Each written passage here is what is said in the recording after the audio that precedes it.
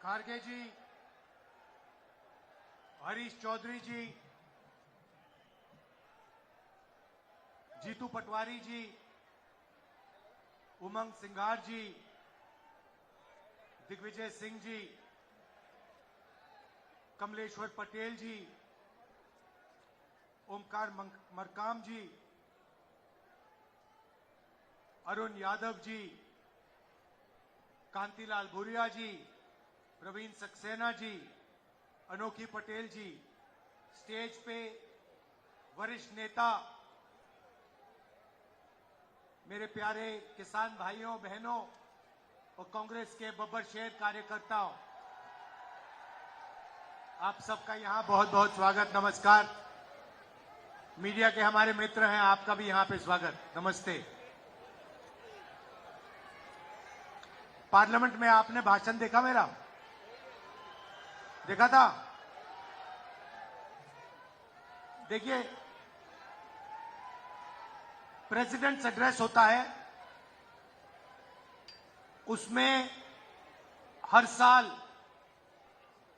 राष्ट्रपति का भाषण होता है और उसके बाद पहला स्पीकर ऑपोजिशन का एलओपी होता है। ये हर साल हुआ है।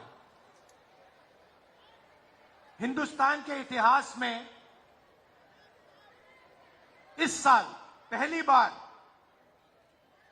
लोकसभा में लीडर ऑफ ऑपोजिशन को बोलने नहीं दिया गया।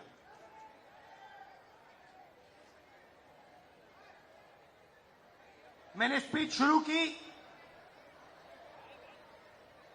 मुझे रोका गया, फिर शुरू की, फिर रोका गया। मैंने नारावाने जी की बात उठाई, देखा आपने? नारावाने जी ने किताब लिखी है,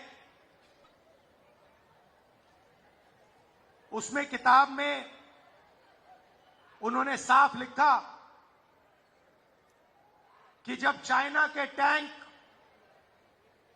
हिंदुस्तान की बाउंड्री के अंदर आ रहे थे तो उन्होंने राजनाथ सिंह जी को फोन किया और उनसे पूछा मेरा ऑर्डर क्या है। राजनाथ सिंह जी ने जवाब नहीं दिया। उसके बाद अजीत डोभाल को फोन किया कि चाइना के टैंक हिंदुस्तान के अंदर आ रहे हैं, मुझे क्या करना चाहिए, ऑर्डर बताइए। कोई जवाब नहीं दिया। उसके बाद जयशंकर जी को फोन किया, हिंदुस्तान के आर्मी चीफ ने उनसे कहा कि देखिए चाइना की आर्मी, चाइना के टैंक अंदर आ रहे हैं, मुझे क्या करना है। कोई जवाब नहीं। उसके बाद 2 घंटे बाद फिर से नारावाने जी ने डिफेंस मिनिस्टर को कॉल किया। कहते हैं आप मुझे ऑर्डर दीजिए, 2 घंटे हो गए हैं, आप प्रधानमंत्री से पूछिए मेरा ऑर्डर क्या है।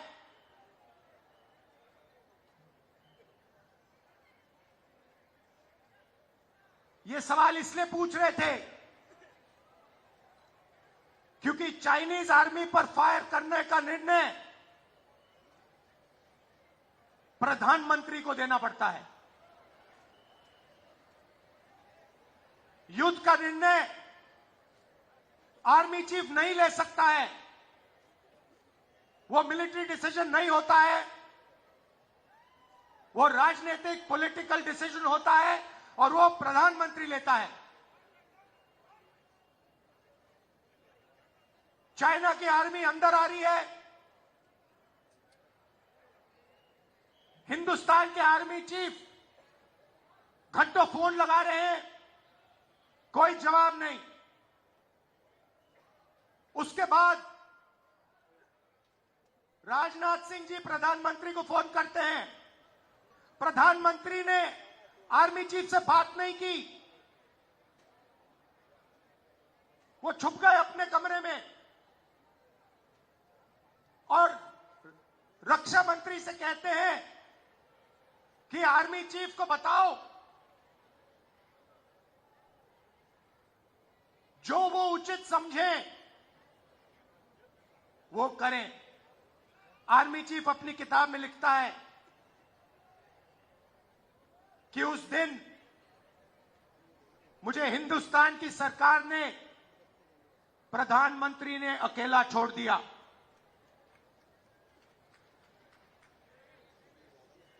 बात समझिए, आर्मी चीफ को जब ऑर्डर देने का समय आया, चाइनीज टैंक्स को रोकने का ऑर्डर आया, हमारे प्रधानमंत्री गायब हो गए। यह तो शुरुआत थी। पार्लियामेंट में यह बोलने की कोशिश कर रहा था, बोलने नहीं दिया। जैसे मैं बोला,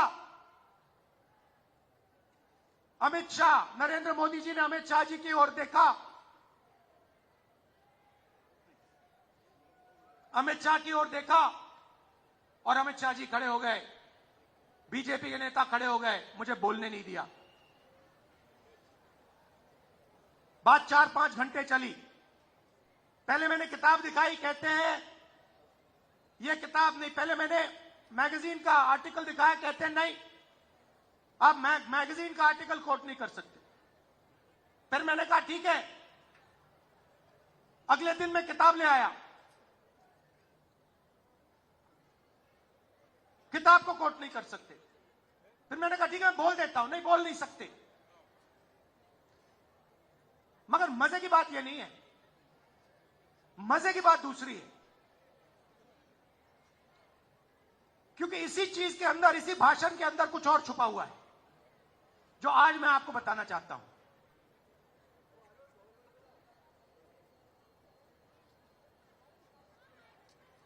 हुआ क्या, मैं नरवाने जी की बात कर रहा था। 4-5 घंटे मुझे रोका, मगर बैकग्राउंड में एक और चीज चल रही थी। और किसान भाई, आप अच्छी तरह सुनो। 4 महीने के लिए हिंदुस्तान और अमेरिका का जो समझौता है वो रुका हुआ था।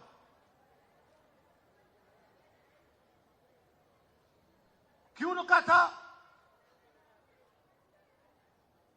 कृषि के मामले पर रुका था। हिंदुस्तान की सरकार नहीं चाहती थी कि अमेरिका की बड़ी बड़ी कंपनियां सोया, कपास, भुट्टा हिंदुस्तान में बेच पाए, दाल हिंदुस्तान में बेच पाए। हिंदुस्तान का कोई किसान नहीं चाहता, कोई राजनेता नहीं चाहता, और हिंदुस्तान की सरकार भी नहीं चाहती थी। 4 महीने चर्चा बंद पड़ी थी।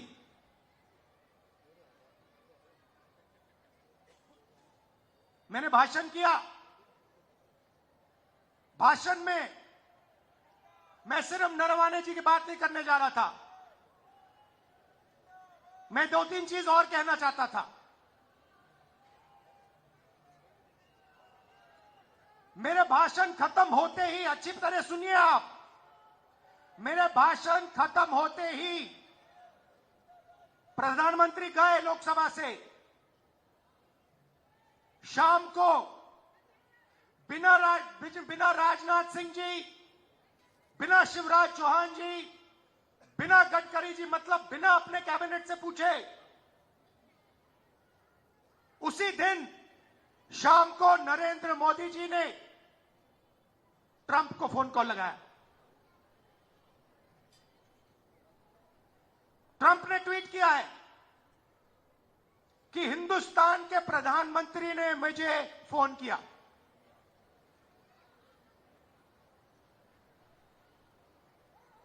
हिंदुस्तान के प्रधानमंत्री ने मुझे फोन किया और कह दिया कि यूएस इंडिया डील को मैं साइन करने को तैयार हूं।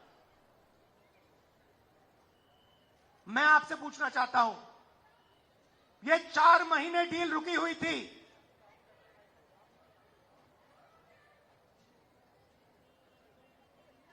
चार महीने ये डील रुकी हुई थी। लोकसभा से नरेंद्र मोदी भाग के गए।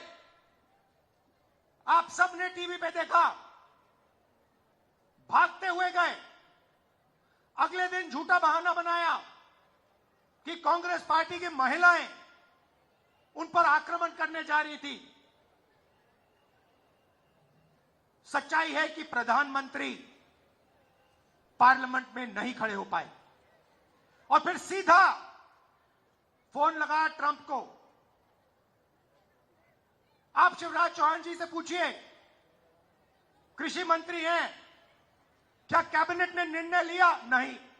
राजनाथ सिंह जी से पूछिए, गडकरी जी से पूछिए, कैबिनेट से कुछ नहीं पूछा गया। सीधा प्रधानमंत्री ने फोन किया, कहा मैं डील करने को तैयार हूं। क्यों किया? 4 महीने कुछ नहीं हिला और फिर एकदम नरेंद्र मोदी जी ने फोन किया और हिंदुस्तान के किसानों को बेच दिया, हिंदुस्तान की गारमेंट इंडस्ट्री को बेच दिया, हमारा सारा का सारा डेटा अमेरिका को दे दिया। क्यों? 2 कारण है भाई और बहनों। पहला कारण, अमेरिका में लाखों फाइल, एप्स्टीन की फाइल बंद पड़ी हुई हैं। लाखों फाइल, 30 लाख फाइल, उसमें ईमेल है, मैसेजेस हैं, वीडियो है, सब कुछ है। वो रिलीज नहीं हुई है, वो बंद पड़ी है। रिलीज क्या किया मैं बताता हूं। धमकाने के लिए रिलीज किया है हरदीप पुरी का नाम।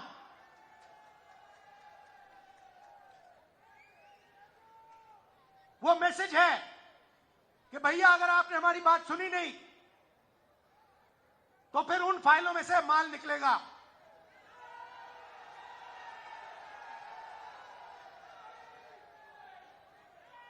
भाई और बहनों, अनिल अंबानी मेरा मित्र नहीं है।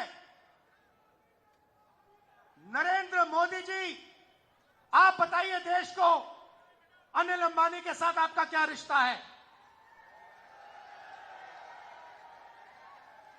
अनिल अंबानी एप्स्टीन फाइल में है, हरदीप पुरी एप्स्टीन फाइल में है और एप्स्टीन फाइल में और भी नाम है जो अभी छुपे हुए हैं। पहला कारण ये। और दूसरा कारण, और भी खतरनाक कारण, मैं भी आ रहा था, गाड़ी में आ रहा था, मैंने देखा अदानी आईसीसी, जहां भी आप देखो अदानी का नाम है। देखा आपने? एयरपोर्ट, सीमेंट, जहां भी देखो। भाई और बहनों, ये जो अदानी है, ये कोई मामूली कंपनी नहीं है। ये बीजेपी का, नरेंद्र मोदी का पूरा फाइनेंशियल स्ट्रक्चर है। ये इनका पूरा फाइनेंशियल स्ट्रक्चर है। और दूसरी धमकी क्या है? दूसरी धमकी है कि अमेरिका में अदानी जी पर क्रिमिनल केस है। शायद आपको मालूम नहीं है, मगर अदानी जी अमेरिका नहीं जा सकते, यूरोप नहीं जा सकते। डरे हुए हैं कि अगर मैं हिंदुस्तान से बाहर गया, अमेरिका गया, मेरे ऊपर क्रिमिनल केस है, मुझे अंदर कर देंगे, पकड़ लेंगे। भाई और बहनों, अमेरिका का केस जो है उसका लक्ष्य अदानी नहीं है, उस केस का लक्ष्य नरेंद्र मोदी है। वो तीर अदानी की ओर नहीं मारा जा रहा है, वो तीर नरेंद्र मोदी जी की ओर मारा जा रहा है। इन दो कारणों, ये दो कारण थे कि नरेंद्र मोदी जी पार्लियामेंट से भाग के निकले और उसी शाम उन्होंने ट्रंप को फोन किया और कहा, सर, जो भी आप चाहते हो, जो भी आप उचित समझो, वो आप करो, मैं साइन करने को तैयार हूं। देश को बेच दिया। और ये बात सिर्फ मैं नहीं कह रहा हूं, ये बात बीजेपी और आरएसएस के सारे कार्यकर्ताओं के दिल में है। वो सब जानते हैं कि नरेंद्र मोदी जी को दो ग्रिप से चोक कर दिया गया है। नरेंद्र मोदी जी की आंखों में आप देखिए, उनके भाषण देखिए, कल का भाषण देखिए, उनकी आंख में आंख मिला के देखिए, आपको दिखेगा कि नरेंद्र मोदी कॉम्प्रोमाइज है, नरेंद्र मोदी को फंसा दिया गया है और नरेंद्र मोदी ने दबाव में आकर यह डील की है। यह डील नहीं है, यह किसान के दिल में तीर है। बाकी देशों ने, एक और चीज हुई अमेरिका में, अमेरिका के सुप्रीम कोर्ट ने कहा कि ट्रंप ने जो टैरिफ लगाए हैं दुनिया में, उनको हम रद्द करेंगे, और उन्होंने रद्द कर दिया। बाकी देशों ने बात सुनते ही कहा कि देखिए, सुप्रीम कोर्ट ने रद्द कर दिया तो हम भी डील रद्द कर रहे हैं। मगर नरेंद्र मोदी के मुंह से एक शब्द नहीं निकला। मैं चैलेंज करता हूं नरेंद्र मोदी जी को, इस स्टेज से चैलेंज करता हूं।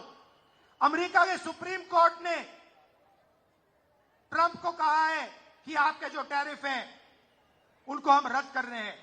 मैं चैलेंज करता हूं नरेंद्र मोदी को कि आप हिंदुस्तान और यूएस की डील को रद्द करके दिखा दीजिए। दम है तो करके दिखा दीजिए। ये नहीं कर सकते हैं। बीजेपी के कार्यकर्ताओं, मैं आपको बता रहा हूं, ये नहीं कर सकते हैं क्योंकि इन पर अमेरिका का, ट्रंप का दबाव है। ये नहीं कर सकते हैं क्योंकि एप्स्टीन की धमकी है और अदानी का जो क्रिमिनल केस है वो इनके सिर के ऊपर लटका हुआ है। हिंदुस्तान को धोखा दिया है, यह सच्चाई है। और सिर्फ किसानों को नहीं, सबसे पहले 21वीं सदी में सबसे जरूरी चीज क्या है? डेटा। 21वीं सदी डेटा की सेंचुरी है। जिसके पास डेटा है वो जीतेगा, जिसके पास डेटा नहीं है वो खत्म हो जाएगा। सीधी सी बात है। दुनिया में सबसे ज्यादा डेटा किसके हाथ में है? किसके पास है? हिंदुस्तान। सबसे बड़ी आबादी है, सबसे ज्यादा डेटा यहां बनता है। दूसरे नंबर पे चाइना है। हिंदुस्तान के डेटा के बिना चाइना का मुकाबला अमेरिका नहीं कर सकता है। बात समझिए, आपके डेटा के बिना अमेरिका चाइना का मुकाबला नहीं कर सकता है। और इस डील में छोटी सी स्क्रिप्ट में पीछे नरेंद्र मोदी ने हिंदुस्तान का सारा डेटा अमेरिका के हवाले कर दिया है। किसानों को खत्म किया, हमारा डेटा दिया, टेक्सटाइल इंडस्ट्री उसको खत्म कर दिया। और उसी के एकदम बाद अमेरिका कहता है देखिए हम तो बांग्लादेश को मदद करेंगे, बांग्लादेश को तो हम टेक्सटाइल में 0% टैरिफ लगाएंगे। हमारा यहां पे मिनिस्टर कहता है कि अगर